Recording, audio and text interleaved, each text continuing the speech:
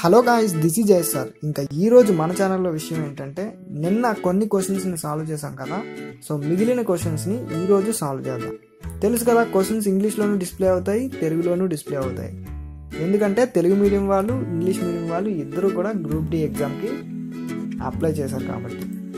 Telugu medium వాళ్ళకి ఇంకా ఏమైనా డౌట్స్ ఉంటే లాంగ్వేజ్ పరంగా, సో కామెంట్ బాక్స్లో కామెంట్ చేయండి, నేను హెల్ప్ చేయగలుగుతాను మీకు తప్పకుండా.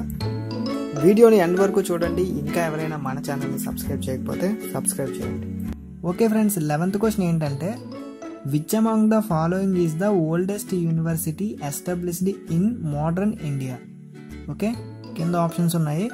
అలాగే తెలుగులో క్వశ్చన్ ఏంటంటే, ఆధునిక భారతదేశంలో బాగా పాతకాలం నాటి యూనివర్సిటీ దిగువ వాటిలో ఏది? అసలు ఇండియాలో ఓల్డెస్ట్ యూనివర్సిటీస్, కాలేజెస్ ఏంటో ఒకసారి చూద్దాం. ఓకే, ఇండియాలో ఫస్ట్ టైము 1818లో శ్రీరాంపూర్ కాలేజ్ ఎస్టాబ్లిష్ అయింది.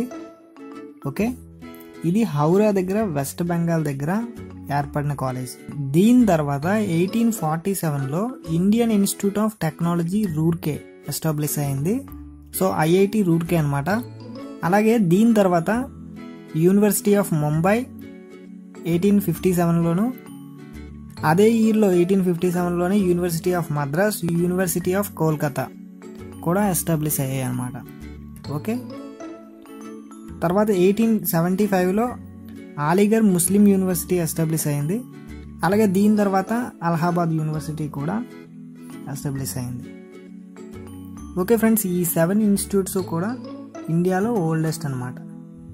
ఓకే, సో ఈ క్వశ్చన్కి ఆన్సర్ ఏమవుతుందంటే option A, University of Kolkata. Okay, so Delhi University కాదు, అలహాబాద్ యూనివర్సిటీ కాదు, బనారస్ హిందూ యూనివర్సిటీ కూడా కాదు. ఓకే, సో 1857లో యూనివర్సిటీ ఆఫ్ ముంబై ఎస్టాబ్లిష్ అయింది.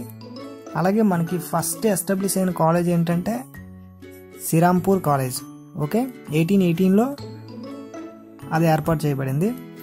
అలాగే ఐఐటి రూర్కీ 1847లో. సో ఫస్ట్ యూనివర్సిటీ అడిగితే, సో ఓల్డెస్ట్ యూనివర్సిటీ అని అడిగితే, సో ఐఐటి రూర్కీని పెట్టాల్సి ఉంటుంది. ఓకే, ఇంకా 12th క్వశ్చన్ ఏంటంటే, మస్కిటో మలేరియా అయితే వాటర్ కొలరా అయితే ర్యాట్ ఏమవుతుంది? ఓకే, అదనమాట క్వశ్చన్. అలాగే తెలుగులో దోమ మలేరియా అయితే నీళ్ళు కలరా అయితే ఎలుక ఏమవుతుంది? ఓకే, సో ఈ క్వశ్చన్ని ఎలా సాల్వ్ చేయాలంటే, ఇక్కడ మనం రిలేషన్స్ కనిపెట్టాలన్నమాట. ఓకేనా, మలేరియా అనే డిసీజ్ దేనివల్ల వస్తుంది? మస్కిటోస్ వల్ల వస్తుంది. ఓకేనా, సో మస్కిటోస్ని యూజ్ చేసి వస్తుంది అనమాట. అలాగే కొలరా అనేది వాటర్ని యూజ్ చేసుకుని వస్తుంది, పొల్యూటెడ్ వాటర్ తాగడం వల్ల, సో వాటర్ వల్ల వస్తుంది అనమాట. అలాగే ర్యాట్స్ని యూజ్ చేసుకొని ఏ వ్యాధి వస్తుందని అంటే, సో ప్లేగ్ అనమాట. ఓకే, సో ఆప్షన్ బి అనేది right answer. Okay, 13th question ఏంటంటే, which of the following state has the maximum urban population as per the final data of census 2011? Okay, census అంటే మనందరికీ తెలుసు కదా, జనాభా లెక్కలు. ఓకే, అలాగే తెలుగులో క్వశ్చన్ ఏంటంటే, 2011 తుది జనాభా లెక్కల ప్రకారం దిగువ వాటిలో ఏ రాష్ట్రం అత్యధిక పట్టణ జనాభాను కలిగి ఉంది? ఓకే, సో ఈ క్వశ్చన్కి ఆన్సర్ ఏంటంటే, సో పట్టణ జనాభా అనగానే మనకి మహారాష్ట్ర గుర్తు రావాలి. ఓకే, ఎందుకంటే అక్కడ ముంబై ఉంది. ఓకే, ముంబైలో పాపులేషన్ చాలా ఎక్కువ కాబట్టి, సో దాదాపు 12 మిలియన్ పీపుల్ అక్కడ ఉంటున్నారు. ఓకే, మహారాష్ట్ర అనేది మ్యాక్సిమం అర్బన్ పాపులేషన్ ఉన్న స్టేట్. ఓకే, ఇంకా నెక్స్ట్ క్వశ్చన్కి వెళ్ళిపోదాం. 14th క్వశ్చన్ ఏంటంటే, birds get thirst forward motion and lift upward motion from?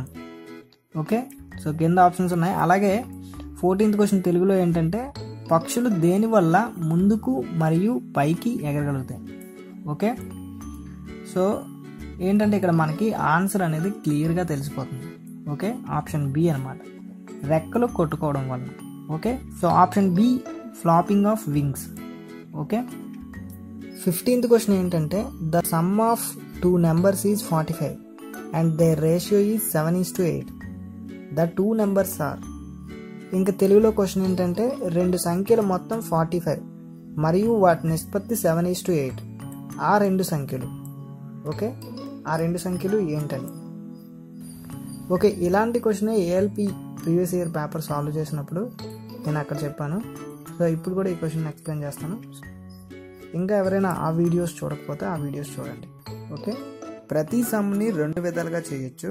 ఒకటేమో యాక్చువల్ ప్రాసెస్, ఇంకోటేమో trick. Okay, so first of all actual process ఏంటో చూద్దాం. సమ్ ఆఫ్ ద 2 నెంబర్స్ అన్నారు కాబట్టి సో ఫస్ట్ నెంబర్ని ఎక్స్ అనుకుందాం, సెకండ్ నెంబర్ని వై అనుకుందాం. ఓకే, క్వశ్చన్లో sum of the 2 numbers is 45 అన్నారు కాబట్టి so x plus y is equal to 45. Ratio of 2 numbers is 7:8 అన్నారు కాబట్టి x is to y is equal to 7:8. Okay, so ఇక్కడ ఈజ్ టు అంటే ఏం లేదు, బై అని అర్థం. Okay, x by y is equal to 7/8 అనమాట. ఓకే, ఇక్కడ వై డివైడ్ చేస్తుంది, సో ఇటువైపు వెళ్తే మల్టిప్లై చేస్తుంది, అంటే X is equal to 7y/8 అవుతుంది. ఓకే, ఇప్పుడు ఈ ఎక్స్ ఈజ్ ఈక్వల్ టు 7y/8ని ఫస్ట్ ఈక్వేషన్లో వేయాలి. ఓకే, ఫస్ట్ ఈక్వేషన్లో వేస్తే 7y/8 plus y equal to 45 వస్తుంది. ఓకే, ఇది మిక్స్డ్ ఫ్రాక్షన్ కాబట్టి 8 × y ప్లస్ 7y/8 అవుతుంది ఈక్వల్ టు 45. పైన చేద్దాం. ఇప్పుడు 7y plus 8y equal to 15y. Okay, so అంటే 15y/8 equal to 45. Okay, so y is equal to 45 × 8/15. 8 ఇక్కడ డివైడ్ చేస్తుంది, అటు వెళ్తే మల్టిప్లై చేస్తుంది. 15 ఇటు మల్టిప్లై చేస్తుంది, ఇటు వస్తే డివైడ్ చేస్తుంది. ఓకేనా, సో ఇది y వాల్యూ అవుతుంది అనమాట. Okay, 15 1s 15 3s. Okay, 3 × 8 24. Okay, y is equal to 24 అన్నమాట. ఇప్పుడు ఈ y ఈజ్ ఈక్వల్ టు 24 వాల్యూని మళ్ళీ ఫస్ట్ ఈక్వేషన్లో వేద్దాం. ఓకే, సో వేస్తే x plus 24 is equal to 45.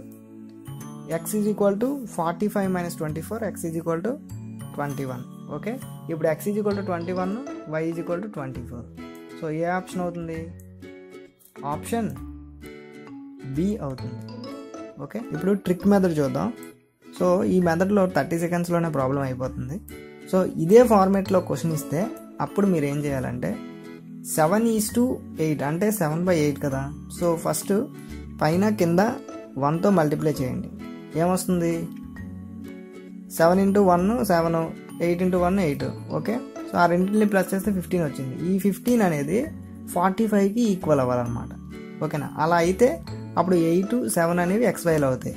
ఓకేనా, అవ్వట్లేదు కదా, ఇప్పుడు 2తో ఇంటూ చేయండి, అవ్వదు. 3తో ఇంటూ చేయండి, అవుతుంది అనమాట. ఓకేనా, సో 7 × 3 21, 8 × 3 24 ఈక్వల్ టు 45. 45కి ఈక్వల్ అయింది కదా, అంటే ఆ నెంబర్స్ 21 24 అవుతాయి అనమాట. ఓకేనా, ఇది ట్రిక్. ఓకేనా, ఇలాంటి ట్రిక్స్ ఉపయోగించాలంటే సో క్వశ్చన్ అనేది అదే ఫార్మేట్లో ఉండాలన్నమాట. ఓకే ఓకే ఫ్రెండ్స్, ఇంకా నెక్స్ట్ క్వశ్చన్ చూసేద్దామండి. Which Indian born physicist invented the optical fibre? Okay, కింద ఆప్షన్స్ ఉన్నాయి. తెలుగులో క్వశ్చన్ ఏంటంటే భారత్లో జన్మించిన ఏ భౌతిక శాస్త్రవేత్త ఆప్టికల్ ఫైబర్ను కనుగొన్నారు? ఆప్టికల్ ఫైబర్ని కనుగొన్న ఇండియన్ ఎవరంటే నరేంద్ర సింగ్ కపానీ. ఓకే, నరేంద్ర సింగ్ కపానీ గారు సో ఆప్టికల్ ఫైబర్ని కనుగొన్నారు. ఓకే ఓకే, మిగతా ఆప్షన్స్ చూస్తే సివి రామన్ ఎఫెక్ట్ని కనిపెట్టారు. అలాగే సత్యేంద్రనాథ్ బోసన్ అనే ఒక పార్టికల్ని కనిపెట్టారు. అలాగే హోమీ జే బాబాని father of the nuclear programmer అంటారు. ఇంకా నరేంద్ర సింగ్ కపానీ ఆప్టికల్ ఫైబర్ని ఇన్వెంట్ చేశాడు. ఓకే, సో ఈ క్వశ్చన్కి ఆన్సర్ ఏంటంటే ఆప్షన్ డి. ఇంకా 17th క్వశ్చన్ ఏంటంటే who was the first chairman of the planning commission of India? Okay, కింద ఆప్షన్స్ ఉన్నాయి.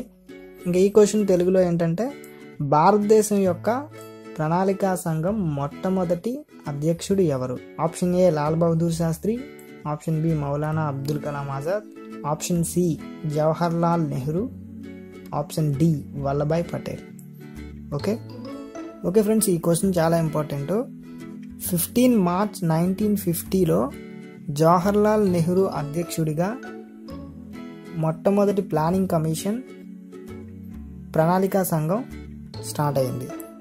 ఓకే, సో జవహర్లాల్ నెహ్రూ గారు సో ఫస్ట్ ప్లానింగ్ కమిషన్ని స్టార్ట్ చేశారు. ఓకే, గుర్తుపెట్టుకోండి. నెక్స్ట్ క్వశ్చన్ ఏంటంటే the square root of 349 is. ఇంకా తెలుగులో క్వశ్చన్ ఏంటంటే 349 వర్గం. ఓకే, 349 స్క్వేర్ అడిగారు కదా. ఓకేనా, సో 3 డిజిట్ నెంబర్ది మనం స్క్వేర్ ఫైండ్ చేయడానికి నార్మల్ మెథడ్లో చేయొచ్చు. ఓకేనా, చేస్తే మనకి కొంచెం టైం టేకన్ అయినా ఆన్సర్ వస్తుంది. ఓకేనా, అలా కాకుండా ఒక ట్రిక్ ఉంది. సో ఆ ట్రిక్ ద్వారా మనం చేద్దాం. ఓకేనా, ఎందుకంటే ఇది ఏ 3 డిజిట్ నెంబర్కైనా ఉపయోగించవచ్చు అనమాట. ఓకేనా, కొంచెం స్పీడ్గా ఆన్సర్ వచ్చేస్తుంది, మనకి టైం సేవ్ అవుద్ది అనమాట. ఓకేనా, 349 వర్గాన్ని ఫైండ్ చేద్దాం ట్రిక్తో. ఓకే, ఇప్పుడు 349 కదా, 349లో 3ని ఒక పార్ట్గా 49ని ఒక పార్ట్గా తీసుకుందాం. ఓకే, ఫస్ట్ ఆఫ్ ఆల్ ఏంటంటే 3ని స్క్వేర్ చేసి 9గా పక్కన రాసుకుందాం. ఓకే, 3ని స్క్వేర్ చేసి 9గా పక్కన రాసుకుందాం. అలాగే 49 స్క్వేర్ చేస్తే మనకి ఎంత వస్తుందంటే 2401 వస్తుంది. సో దాన్ని కూడా పక్కన రాసుకుందాం. ఓకే, ఇప్పుడు ఈ లాస్ట్ నెంబర్లో అంటే 49ని స్క్వేర్ చేయగా వచ్చిన నెంబర్ని సో లాస్ట్ 2 డిజిట్ని సో మళ్ళీ మనం ఏంటంటే ఇది లాస్ట్కి ఆన్సర్ అవుతుంది అనమాట. ఓకేనా, ఇది ఆన్సర్ పార్ట్. ఈ ఆన్సర్ పార్ట్లో రాసుకుందాం. ఓకేనా, సో 01ని రాసుకుందాం. ఇంకా ఎంత మిగిలి పక్కన ఇంకా ఎన్ని డిజిట్స్ ఉన్నాయి? 2 డిజిట్స్ ఉన్నాయి. ఆ 2 డిజిట్స్ని సైడ్ని పెట్టుకుందాం. 24ని సైడ్ని పెట్టాను. ఓకేనా, ఇప్పుడు 3 ఇంటూ 49 ఇంటూ ఓకేనా, సో ఈ రెండు నెంబర్ని ఇంటూ చేసి దాన్ని 2కి ఇంటూ చేయాలి. ఓకేనా, సో ఈ రెండు నెంబర్ని ఇంటూ చేసి దాన్ని 2కి ఇంటూ చేయాలి. అప్పుడు మనకి ఏమొస్తుందంటే 294 వస్తుంది. ఓకేనా, ఈ 294ని 24కి యాడ్ చేసి ఆన్సర్ పార్ట్లో రాసుకోవాలి. Okay, so 294 plus 24 is equal to 318. ఓకేనా, ఇప్పుడు 318లో లాస్ట్ 2 ప్లేసెస్ని అంటే 18ని ఆన్సర్ పార్ట్లో రాసుకోవాలి. ఓకే, సో 18ని ఆన్సర్ పార్ట్లో రాసుకోవాలి. ఇప్పుడు ఫైనల్ అనమాట. ఇంకా దీనిలో ఎంత మిగిలింది? 3 మిగిలింది. ఆ 3ని 9కి యాడ్ చేయాలి. ఓకేనా, ఆ 3ని 9కి యాడ్ చేయాలి. 9కి యాడ్ చేస్తే ఎంత అవుతుంది? 12 అవుతుంది. సో ఆ 12ని ఆన్సర్ పార్ట్లో రాసుకోవాలి. ఓకే, సో ఇదే అనమాట ఆన్సర్. ఓకేనా, సో ఇలా సింపుల్గా చేయొచ్చు. మీరేంటంటే సో కొంచెం ప్రాక్టీస్ చేయండి. ప్రాక్టీస్ చేస్తే సో మీకు ఈజీగా అనిపిస్తుంది. ఓకేనా, సో మాకు ఇదంతా కన్ఫ్యూజింగ్గా ఉందంటే సో తెలుసు కదా, మల్టిప్లికేషన్ మెథడ్లో చేస్తారు కదా, అదంతా వేసుకొని చేయండి. ఓకేనా, సో ఏమీ లేదు, ఇచ్చిన నెంబర్ని 2 పార్ట్స్ కింద డివైడ్ చేస్తాం. 3 ఒకటి, 49 ఒకటి. 3ని స్క్వేర్ చేస్తే 9 వస్తుంది. 49ని స్క్వేర్ చేస్తే 2401 వస్తుంది. ఓకేనా, 2401లో 01ని ఫస్ట్ ఆఫ్ ఆల్ ఏం చేస్తామంటే ఆన్సర్ పార్ట్గా తీసుకుంటాం. ఓకేనా, ఇంకా 24 మిగిలిపోయింది. ఆ 24ని సైడ్ వేసుకుంటాం. ఓకేనా, సైడ్ వేసుకున్న తర్వాత ఇప్పుడు ఏం చేయాలంటే సో 3 ఇంటూ 49 చేసి 2కి మల్టిప్లై చేయాలి. ఓకేనా, ఆ వచ్చిన నెంబర్ని మనకి ఇక్కడ ఏదైతే మిగిలిపోయిందో 24 దానికి యాడ్ చేయాలి. అప్పుడు 318 వస్తుంది. 318లో మళ్ళీ లాస్ట్ 2 డిజిట్స్ని మళ్ళీ ఆన్సర్ పార్ట్లో రాసుకోవాలి. ఇంకా ఎంత మిగిలింది? 3 మిగిలింది. ఆ 3ని ఇందాక 3 స్క్వేర్ చేసి పక్కన పెట్టుకున్నాం కదా, ఆ 9కి యాడ్ చేసి ఇక్కడ రాసుకోవాలన్నమాట. ఓకేనా, ఆన్సర్ పార్ట్లో వేయాలి. అప్పుడు ఆ మొత్తం వచ్చిన లాస్ట్ ఫైనల్ అవుట్పుట్ వచ్చిందే ఆన్సర్ అవుతుంది. ఓకేనా, ఓకే ఫ్రెండ్స్, ఇది మీకు ఇంకా ఏమైనా డౌట్స్ ఉంటే కామెంట్ బాక్స్లో కామెంట్ చేయండి. ఓకేనా, స్క్వేర్స్ గురించిన ఇన్ఫర్మేషన్ సో నా నెక్స్ట్ వీడియోలో చాలా నీట్గా ఎక్స్ప్లెయిన్ చేస్తాను. ఓకేనా, సో ఛానల్ని సబ్స్క్రైబ్ చేయండి, ఎందుకంటే నేను చేసే ప్రతి వీడియో మీ వరకు రావాలి కదా. ఓకే, ఇంకా 19th క్వశ్చన్ ఏంటంటే what is the freezing point of water. Okay, కింద ఆప్షన్స్ ఉన్నాయి. తెలుగులో క్వశ్చన్ ఏంటంటే నీటి యొక్క గడ్డ కట్టే ఉష్ణోగ్రత ఎంత. ఓకే ఫ్రెండ్స్, ఈ క్వశ్చన్కి ఆన్సర్ తెలుసుకుని పోయే ముందు ఫ్రీజింగ్ పాయింట్ అంటే ఏంటో తెలుసుకుందాం. Okay, the temperature at which a liquid changes into a solid. Okay, liquid సాలిడ్గా ఏ టెంపరేచర్ దగ్గర మారుతుందో ఆ టెంపరేచర్ని ఆ లిక్విడ్కి ఫ్రీజింగ్ పాయింట్ అంటారు. ఓకే, ఇంకా తెలుగులో చెప్పాలంటే నీరు ఏ ఉష్ణోగ్రత దగ్గర గడ్డ కట్టడానికి ప్రయత్నిస్తుందో ఆ ఉష్ణోగ్రతని ఆ నీరు యొక్క గడ్డ కట్టే ఉష్ణోగ్రత అంటారు. ఓకే, సో అదనమాట తెలుగులో డెఫినేషన్. ఓకే ఫ్రెండ్స్, ఇక్కడ ఆప్షన్స్ చూసినట్లయితే అన్నీ కూడా ఫారెన్ హీట్లో ఉన్నాయి. సో ఫారెన్ హీట్లో మనకి 0 degreesని ఇండికేట్ చేసేది ఏంటి, 32 degrees ఫారెన్ హీట్స్ అనమాట. ఓకేనా, ఇక్కడ ఆప్షన్స్ని చూస్తే అన్నీ కూడా ఫారెన్ హీట్ స్కేల్లో ఉన్నాయి. ఓకే, సో ఫారెన్ హీట్ స్కేల్లో 0 degrees సెల్సియస్ని ఏది ఇండికేట్ చేస్తుంది, సో 32 ఇండికేట్ చేస్తుంది. ఓకేనా, సో 0 degrees దగ్గర 0 degrees సెల్సియస్ దగ్గర వాటర్ అనేది సాలిడ్గా మారుతుంది, అంటే ఐస్గా మారుతుంది. ఓకేనా, అంటే 32 ఫారెన్ హీట్స్ దగ్గర వాటర్ అనేది సాలిడ్గా మారుతుంది అనమాట ఫారెన్ హీట్ స్కేల్లో. ఓకేనా, అదే మనకి కెల్విన్ స్కేల్లో ఇచ్చారనుకోండి, అప్పుడు 273 కెల్విన్స్ దగ్గర వాటర్ అనేది సాలిడ్గా మారుతుంది అనమాట. ఓకేనా, సో అసలు ఈ స్కేల్ ఏంటి, టెంపరేచర్ని మెజర్ చేయడానికి, అంటే ఉష్ణోగ్రతని మెజర్ చేయడానికి సో 3 స్కేల్స్ని వాడతారనమాట. ఫస్ట్దేమో సెల్సియస్, రెండోదేమో ఫారెన్ హీట్, మూడోదేమో కెల్విన్స్. ఓకే, ఈ క్వశ్చన్కి ఆన్సర్ ఏంటంటే 32 degrees ఫారెన్ హీట్. ఓకే, ఇంకా నెక్స్ట్ క్వశ్చన్కి వెళ్ళిపోదాం. If 25 into 32 equals to 800, then 2.5 into 0.32 equal to dash. ఇంకా తెలుగులో క్వశ్చన్ ఏంటంటే 25 into 32 equals to 800 అయినచో 2.5 into 0.32 equal to ఎంత.